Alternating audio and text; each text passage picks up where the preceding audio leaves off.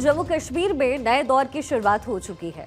6 साल पहले जम्मू कश्मीर में राज्य की खराब राजनीतिक परिस्थितियों को देखते हुए राष्ट्रपति शासन लगा दिया गया। अब शांतिपूर्ण चुनाव होने के बाद नई सरकार का गठन होने जा रहा है। जम्मू कश्मीर में नई सरकार के गठन से पहले राष्ट्रपति शासन हटाने का आदेश कल देर रात जारी हुआ। गृह मंत्रालय ने बताया कि राष्ट्रपति द्रौपदी मुर्मू ने नए मुख्यमंत्री की शपथ के तुरंत पहले राष्ट्रपति शासन खत्म करने का आदेश जारी किया।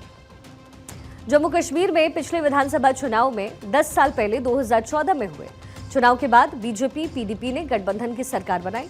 2018 में बीजेपी के समर्थन वापस लेने के बाद वहां सरकार गिरी और महबूबा मुफ्ती ने सीएम पद से इस्तीफा दिया। तब से जम्मू कश्मीर में केंद्र का शासन था। जम्मू कश्मीर में 10 साल के लंबे अंतराल के बाद विधानसभा का चुनाव संपन्न हुआ है। ये चुनाव आर्टिकल 370 के निरस्त होने के बाद पहली बार हुआ, जिससे ये ऐतिहासिक महत्व काफी ज्यादा जम्मू कश्मीर में रखता है। इस बार के चुनाव में नेशनल कॉन्फ्रेंस ने 42 सीटों पर जीत हासिल की, जबकि कांग्रेस ने 6 सीटें जीती। कांग्रेस की 5 सीटें कश्मीर से है और 1 जम्मू रीजन से है। दोनों पार्टियों ने चुनाव पूर्व गठबंधन किया और 4 निर्दलीय विधायकों और आम आदमी पार्टी के 1 विधायक का समर्थन भी उन्हें मिल गया है। इसके अलावा भारतीय जनता पार्टी ने 29 सीटें जीतकर दूसरी सबसे बड़ी पार्टी के रूप में अपनी जगह जम्मू कश्मीर में एक बार फिर से बनाई। उमर अब्दुल्ला को 10 अक्टूबर को हुई बैठक में विधायक दल का नेता भी चुना गया। नेशनल कॉन्फ्रेंस के नेता उमर अब्दुल्ला ने 11 अक्टूबर को उपराज्यपाल मनोज सिन्हा से मुलाकात कर सरकार बनाने का दावा पेश किया।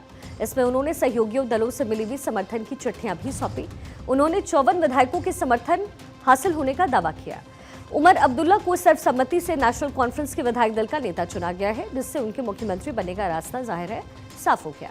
उमर अब्दुल्ला गांदरबल और बडगाम 2 सीटों से चुनाव लड़ रहे थे और वहां से जीते भी। वो गांदरबल सीट बरकरार रख सकते हैं। कुपवाड़ा से चुनाव हारने वाले नासिर असलम यानी कि बडगाम सीट से फिर से चुनाव लड़ने वाले हैं। ये उमर अब्दुल्ला का दूसरा कार्यकाल होगा। इससे पहले वो 2009 से 2014 तक जम्मू कश्मीर के मुख्यमंत्री पहले रह चुके हैं, जब जम्मू कश्मीर में एनसी कांग्रेस गठबंधन की उस वक्त सरकार थी। जम्मू कश्मीर में 6 साल बाद राष्ट्रपति शासन हटने और नई सरकार बनने से राज्य की राजनीतिक स्थिति में बड़ा बदलाव आने की उम्मीद है। उमर अब्दुल्ला के नेतृत्व में ये सरकार राज्य के पुनर्गठन और विकास के लिए कई अहम कदम उठाने की योजना बना रही है। इसमें सबसे महत्वपूर्ण राज्य का दर्जा बहाल करना है और अब ये देखना होगा कि नई सरकार इस दिशा में क्या ठोस कदम उठाती है। नेशनल कॉन्फ्रेंस के अध्यक्ष फारूक अब्दुल्ला ने कहा है कि नई सरकार का प्रमुख उद्देश्य जो है वो जम्मू कश्मीर को राज्य का दर्जा बहाल करवाना है। उन्होंने कहा कि हमारी प्राथमिकता जम्मू कश्मीर को एकजुट करना और चुनाव के दौरान फैली नफरत को खत्म करना होगा। राज्य का दर्जा बहाल किया जाना चाहिए ताकि राज्य सुचारू रूप से काम कर सके और हम अपने कर्तव्यों का पालन कर सके। आपको एक बार फिर से बता दें कि जम्मू कश्मीर में लगा राष्ट्रपति शासन खत्म हो चुका है। कल देर रात ही खत्म हुआ।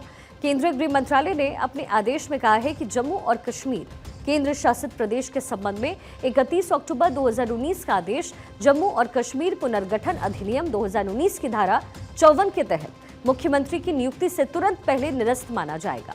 अब ऐसे में नई सरकार के शपथ ग्रहण का रास्ता जाहिर है साफ हो गया। नई सरकार के 16 अक्टूबर को शपथ लेने की संभावनाएं हैं। जम्मू कश्मीर विधानसभा चुनाव के लिए नेशनल कॉन्फ्रेंस ने कांग्रेस के साथ गठबंधन किया था। चाहे कांग्रेस का खराब प्रदर्शन रहा, लेकिन कांग्रेस को जम्मू कश्मीर सरकार में 2 मंत्री पद मिलने की संभावनाएं भी जाहिर की जा रही हैं। माननीय लेफ्टिनेंट गवर्नर साहब से मेरी मुलाकात हुई। मुलाकात के दौरान मैंने उन्हें नेशनल कॉन्फ्रेंस, कांग्रेस, सीपीएम, आम आदमी पार्टी और जिन इंडिपेंडेंट्स के तरफ से नेशनल कॉन्फ्रेंस को समर्थन की चिट्ठी मिली है, उन्हें उन चिट्ठियों को मैंने लेफ्टिनेंट गवर्नर साहब के हवाले किए और उनसे गुजारिश की कि जल्द से जल्द वो तारीख मुकर्रर करें ताकि यहाँ ओथ लिया जाए